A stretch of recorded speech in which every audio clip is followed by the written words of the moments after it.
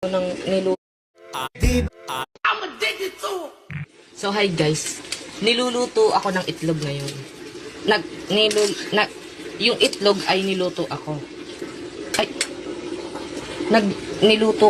Nagluto ako ng niluto ko yung itlog. Naluto ko na ang itlog. Oh, ang ina mong itlog ka. So yun guys, nandito kami ngayon sa Batangas. Hey, gago, saya dito guys. Uy, go. Ang ino mo. Nabasa? Nabasa, min. Hugasan mo.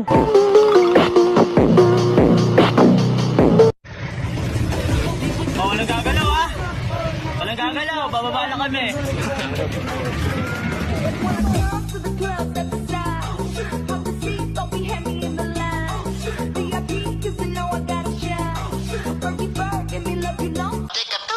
Guys, tingnan nyo, kailangan ko ng tulong. Kasi pag binubuksan ko tong aircon,